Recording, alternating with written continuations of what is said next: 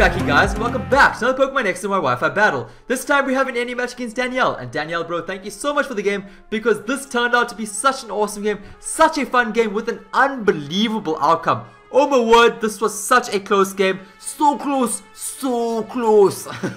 So his information will be down below. Definitely hit him up on Twitter for a game because he is quite the highly skilled battler. Anyways, let's have a look at the team. So I've got my Ninetales, Kingler, both of which are pretty much staples of my NU games, guys, because if you've been watching my videos, you will understand why. They are complete powerhouses that have been pulling through for me so damn often. I've also got some new additions here, so first and foremost, shout out to my homeboy Trent. Thank you so much for breeding me the Sliggoo. I actually battled him a couple of weeks ago and he brought out a Sliggoo and that thing was such a beast, such a tank, and I actually fell in love with it. I mean, I asked him to breed me one and he did. So thank you so much for that, bro, because this thing is a dragon type Pokemon. If you didn't know, this thing takes forever to hatch and I really appreciate it, bro. You know what? You get a bro hug for you. So I've also got the Haunter, Murkrow, Cacturn. He's got the Scyther. I wish I had some Stealth Rocks right now. Sucks that I don't. Feraligatr, Kragonal, I don't even know how the hell you pronounce that. But the giant ass Snowflake. Ariados, I see you Ariados, I see you Sticky Web Support, I see you baby, I'm gonna try prevent you from busting a nut. Electabuzz as well as the blue raging dinosaur that is the Rampardos.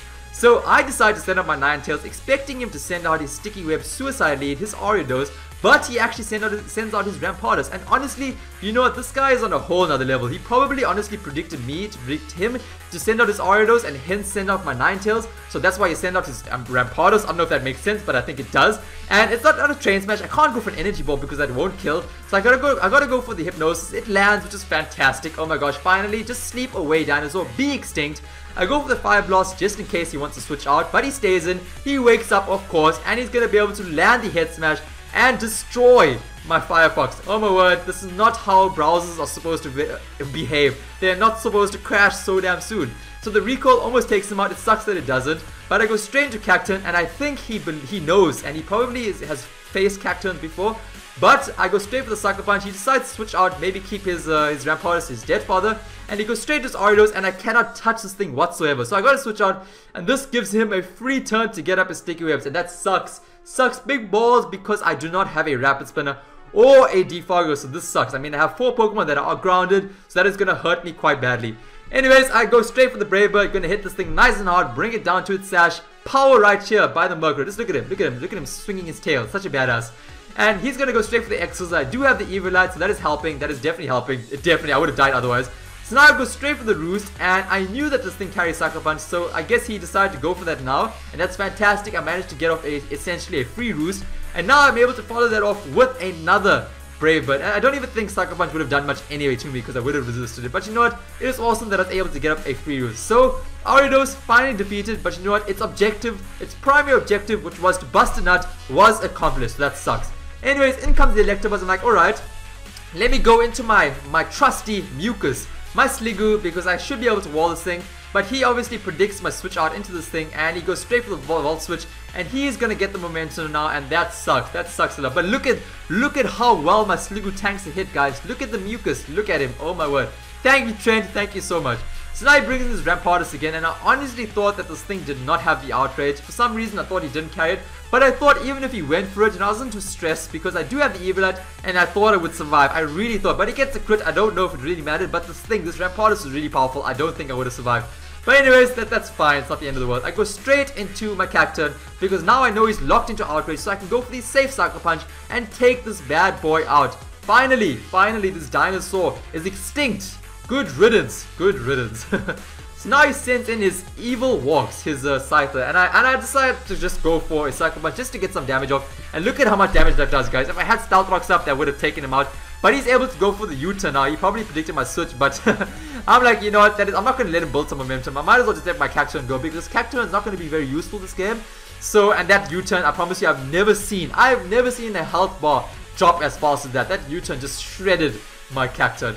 So now I go straight to Phasmo. He's obviously very scared of a potential Sludge Wave, a Choice Spec Sludge Wave, because that would probably one-shot the Feraligatr. So he decides to go out into his Black Ice, his specially defensive wall, because look at that, it does absolutely nothing. A Choice Specs. You know how powerful Haunter is, guys. It is like 183. That's its special attack stat at level 50. Oh my word, it is crazy. Anyways, I get the sludge wave off again, and thankfully I get the poison because that's going to be able to ensure that it is going to be a 3-hit KO. And he goes to the ice beam. I'm pretty surprised that I survived, which pretty much tells me that he's in fact maxed out in HP and special defense. So that's good to know, good to know. So now I'm going to switch out now because I'm going to keep Haunter around. Let's just keep Haunter around for a bit later. I'm going to go into my STI because this is honestly, I don't have any option right now. This is probably a perfect opportunity for me to try and set up with my Kingler and save this game because I don't think I can win right now. He goes for the recover and I'm like, alright, this is fine. I don't think this damn thing can hit me at all. He's only got the ice beam. I don't know what other attacks he's got. And I'm just going to use this opportunity right now to go for the lovely agility and try break through the sticky web. That is all that I have to do. He obviously sees that I'm going to start setting up. He probably thinks I'm going to go for a swords dance or something. I actually do have both agility and swords dance, but agility is going to be way more useful this time. He brings in his Electabuzz. I go straight for the crab hammer, one-shotting this bad boy overword, and thank goodness, this is going to be a Kingler sweep. But because of the damn static, I don't even know if he planned that. He probably did. I get paralyzed, and that is my sweep. Shortly lived. Sad to say that, but you know what? Kingler puts in a lot of good work. Look at this. He hangs on to a bug bite, and he breaks through the paralysis and lands a crab hammer. Overword, 2 Pokemon down, Kingler. That is fantastic work. I love you so much. That is amazing. So Kingler goes down, the fields are empty, so he sends out his Cryogonal again. I'm going to send out Phasmo, and this was honestly a bit risky. I decided to go for the Destiny Bond. He could have went for a recover right now, would have been pretty much screwed, but he decides to attack, and I'm like, fantastic. A Choice Spect Destiny Bond. How often do you pull that one off? That is fantastic. So now I'm going to take down the Snowflake with me. Fantastic, awesome, a huge threat taken care of, and things are looking good. This is now my last Pokemon. Cronus, we have to do this. He brings in his last Pokemon, and I'm like, alright, there is only one way that I can win this game. Let us sing the Song of Death. The Song of Death that is the Perish song, and I have to try and just stall out the turns. He decides to go for the Dragon Dance. I'm like, fantastic. I'm probably guessing that he went for the Dragon Dance because he realizes that I'm probably going to be able to roost off all of that damage. But now, all I'm going to do now is just keep roosting. And because of the mechanics of Roost, I'm so happy because I'm going to lose the flying type and he's going to go straight for the Ice Punch. It's not going to hit me super effectively. It does less than half. It looks like it's going to be a 3-hit KO, and that is fantastic. Oh my lord, this looks like it's going to be a victory. I'm going to go for another Roost. I'm going to get back to full HP. He realizes what's happening right now. He is getting stressed out. He has to go for another Waterfall. Is he going to get a maximum damage roll? He gets, look at that. Look at how much damage that does, guys. That is very, very scary. Very scary, absolutely. Oh my word. So I was shitting myself now. I'm gonna go for another Roost now. Come on, maximum roll on the Roost. If that's even possible, whatever, that's just retarded. But he goes for another Waterfall, and look at how much damage this does, guys. Is it gonna be a crit? Is it gonna be a crit? No, it's not. No, it's not. Oh my word, guys. Oh my word. I hang on with Murkrow. He almost, if he got a crit there, he was trying to get a crit. It would have taken me out.